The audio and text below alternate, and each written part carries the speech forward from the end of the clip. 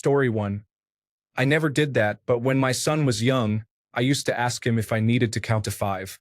He never called my bluff, and all I can say is thank God for that because I had nowhere to go with it. Story 2. My father beat me until I was unconscious. I regained consciousness with a concussion. They told the doctor I fell out of a tree and hit several branches on the way down. He always raised his voice about 3 seconds before he started swinging. By the time he raised his voice, it was already too late. Story 3. I do countdowns, but they are usually preceded by something like, I will count to 3, and then I will pick you up and we will go. This usually happens during transitions to another activity. So when I reach 0, I just pick the child up and we move on. End of. Story 4. Not the countdown, but I called a different bluff as a kid. My dad threatened to leave us on the side of the road and make us walk home if we didn't behave in the back of the car. I was 8 and I kept teasing my sister.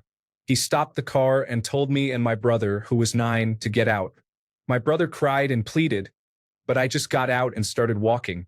My dad drove off, and after about 2 minutes, he came back, turned around, and had me get back in. They never tried that particular punishment again. Story 5. At 0, my father gave me a very disappointed look and left the room without a word. It was the most powerful statement he could make, and I never wanted it to happen again. Story 6.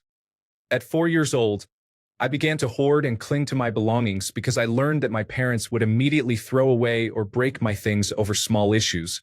Story 7. My mom was mad and sent me and my sister to our room to clean it, but I, being a normal child, decided to play instead. She started the countdown and we decided to call her bluff. She calmly walked out of the room, which was a bad sign, then came back with 2 garbage bags and told us we each had to fill one with toys and books. Then she drove us to a donation center. We lost almost all our toys and never called her bluff again. Story 8. My father used to beat me by making me stand at the side of the bed and placing my hands on the bed to position myself so he could beat my thigh and butt, usually with a thick wooden pole. He did not hold back, and sometimes I would fall because the pain was unbearable. That was the only time he ever started counting backward. If I did not get back into position before he reached 0, he would beat me on other areas like my head, shoulders, back, and hands. I learned that it hurt much more being beaten in those areas, so I always tried my best to resume position before he reached 0. Story 9. Do you have a countdown? Most of my life was spent not being heard or seen. I vanished into fantasy worlds to escape. Story 10. I would start counting for them and say, "What are you going to do? I will call the police if you touch me." They did, and I did. I was a very difficult child and did whatever I wanted. Story 11. My parents would do the 1-2 threat, and after a while I got sick of it. When I was a teen, my dad said, 1, and I just deadpanned at him. Then he said, 2, louder, and I raised my eyebrows and waited. He paused until he realized I was calling his bluff and then screamed at me. He never tried the 1-2-3 trick again. If you're gonna threaten me, threaten me. Don't play games. That's what I did with my kids. If you don't do something, then this is going to happen. I made sure not to threaten something I wouldn't actually do. I wouldn't say, "You're grounded for a month," because that's just being mad, and I'd have to walk it back. Story 12.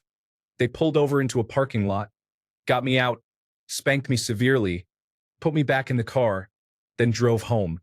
After we got home, they put me in timeout for a while, asked if I understood why it happened, explained it again to be sure, then that was it. Story 13. My dad told me once, when I was 4, I called his bluff. He couldn't imagine punishing me like his parents did to him and my uncle, so he panicked when he got to 0 and said I wouldn't be allowed to go to my uncle's work anymore. At the time, my uncle was a server at a restaurant with interactive themes and servers acting as pop culture characters. My dad said he had never seen me look so devastated by a punishment before, and I was a model kid for a good while after that. Story 14. My father had quite a temper. He never counted. Punishment was immediate. Sometimes it was standing in a corner for hours with him screaming in my ear the whole time, having a panic attack, collapsing because I couldn't see anything, and because my legs gave out. I was in for another spanking because I couldn't stand up. Other times, he would sit me on his lap to question me, then pound on my back hard enough to knock me off his lap every time I said I didn't know why I didn't have friends. My school saw the bruises and the gash on my arm from falling and hitting the glass-top coffee table. They called Child Protective Services, but nothing was done. My mom was never really into physical discipline. Knowing she was disappointed hit me harder than she ever could have. I had been smacked in the face a handful of times for continuing to talk back, but that was as far as it went. Once, when I was little, maybe 7 or 8, I wouldn't sit still when my mom was doing my hair. She bopped me on the back of the head with the hairbrush, and it genuinely wasn't very hard. My nose gushed blood for 5 to 10 minutes. She apologized every day for weeks over that, even though I kept telling her it was okay and she was just frustrated and it didn't even hurt, so I didn't know why my nose bled. Story 15. I do not remember, but I woke up the next morning very bruised. My mother now wonders why I do not want anything to do with her. Story 16. I got my Alabama ass beat in the parking lot. 10 minutes before that, she said, "Okay, just you wait, boy." Story 17. As a parent, I only had to follow through a couple of times because they quickly realized I am not fooling around. Once they did, I never had to count to 0 again. Story 18. Counting works, but only if you follow through with a punishment, not necessarily spanking, when you reach 0. Story 19. Our way was to count to 3. I never got past 2 with my children because they knew that in our house no means no. Story 20. Listening to a parent count down is the most frustrating thing I will ever hear. Okay, Johnny, 5, 4, 3, 2, 1. All right, I am not going to tell you again. Then they proceed to tell them 5 more times. Oh my goodness, Becky. Just be the adult here and parent your child. Story 21. I will never forget the beating I received when I sarcastically clapped for my mother after she finished counting down to 0. Story 22. Depending on why the countdown was necessary, house arrest, personal belongings were taken away, access to power, for example, television, was cut off, not literally. Story 23. I don't remember what my parents did, probably the same as what I do, but when I get to 0, I pick my children up and physically remove them from whatever they are doing. I'm not above lifting a 10-year-old. Usually with the 10-year-old, it is a bit of a joke and we end up laughing about it because the message is still clear.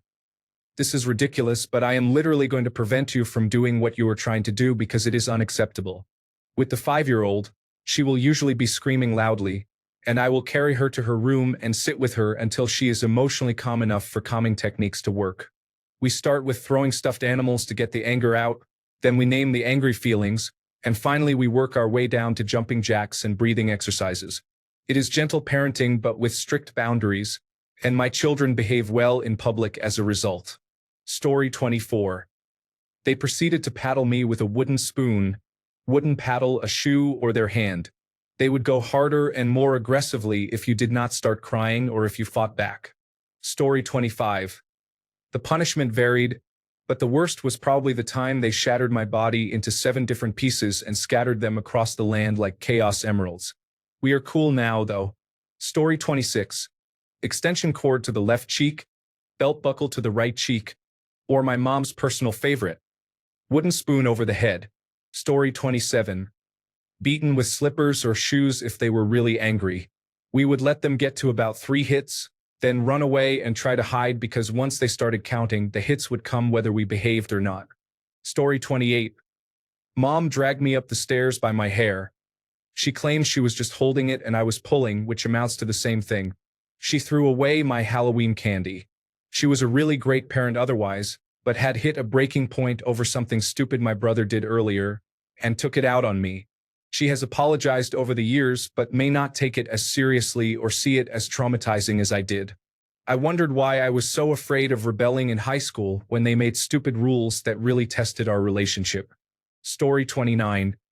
I had to run to the bathroom, which was the only room with a lock, and stay there until they cooled down. Then they would yell at me. If I did not make it to the bathroom, I would get my butt beaten. I remember friends saying they stood there getting their butts beaten, and I was like, "You do not try to run away?" Story 30.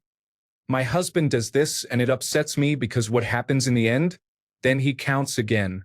Our child is usually well behaved but can be a little difficult at times, as can all children, and I just hate it when there is no consequence like physically removing him from what he is doing.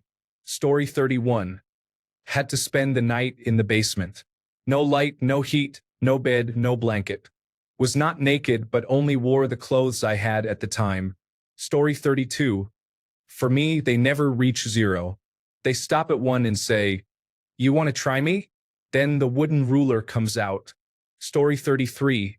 You did not play around with my parents when there was a countdown. Both followed through, sometimes even when you did what they said. Story 34. Growing up, it was a paddle. I am in the South. With my child, it is stuff taken away and I always follow through. She is 10 and I do not even have to get to 3. Story 35.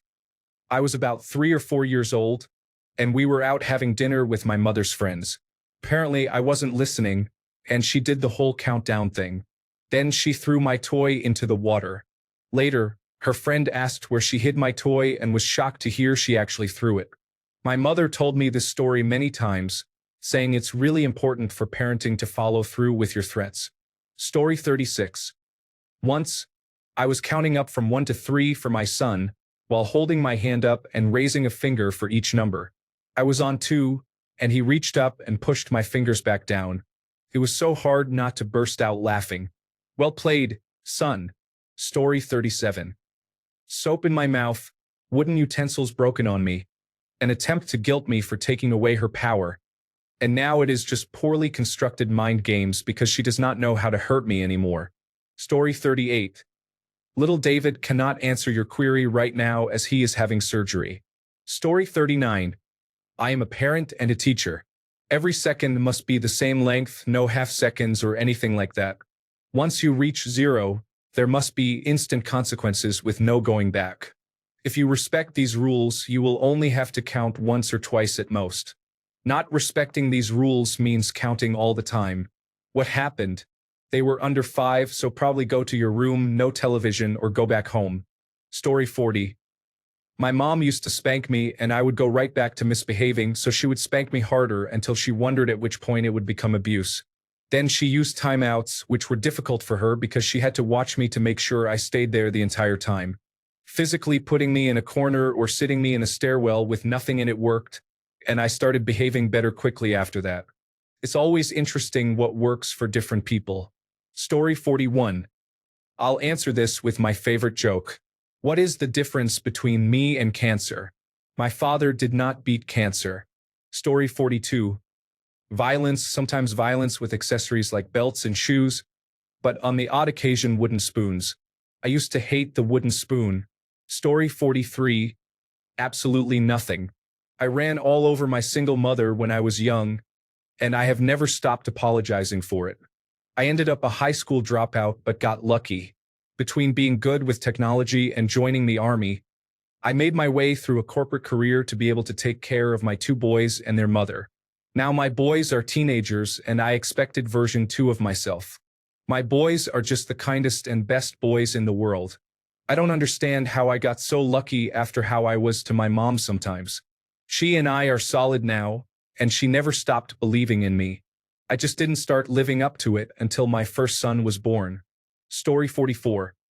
My mom dragged me into the bathroom and threw me under the cold shower with my clothes on. I called her bluff when she said it. She never followed through. I was wrong. Story 45.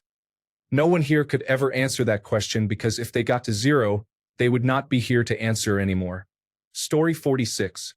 When I count to 0 with my child, it means, whatever you are supposed to be doing but aren't, I am going to make it happen. Not getting in the car. 0 means I will throw you over my shoulders like a sack of potatoes and put you in the car. Not putting on your shoes. I will physically put your hands on your shoes and not let you get up until the shoes are on.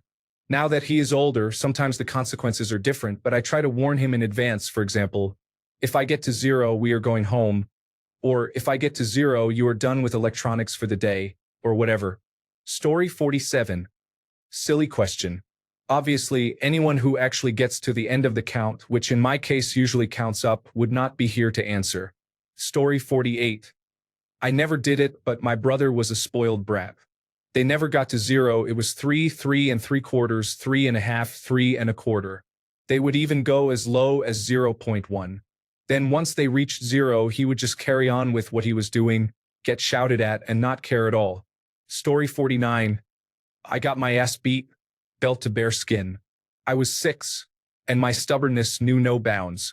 After each whip, I was asked if I had learned my lesson yet. Through snot, tears, and red welts on my bum, I responded with an emphatic no. After around 20 lashings, I think I had instead broken my dad. He realized this punishment no longer worked. He never so much as spanked me or my younger brothers again. I remember watching him sit on the bed, motionless, staring at the floor for a long time while I recovered from my lashings. Story 50. As a parent, you must make the consequences clear before counting. There should be no surprises when it comes to punishments. For my son, he gets grounded. He tried it a few times and realized that being in his room all day without toys was worse than picking up his shoes and putting them away. Story 51. I had to sit in a corner for an undetermined amount of time that felt like hours but was probably 10 minutes. As a child with attention deficit hyperactivity disorder that would not be diagnosed until adulthood, this was basically torture. I can only think of a handful of times they reached zero. Story 52. I can't remember a time as a child when I had to count to the end. With my own kids, there was one time I counted to 3 with my oldest. The threat was that if she didn't stop, she would lose the big Easter chocolate bunny she had just received. She called my bluff. I was not bluffing.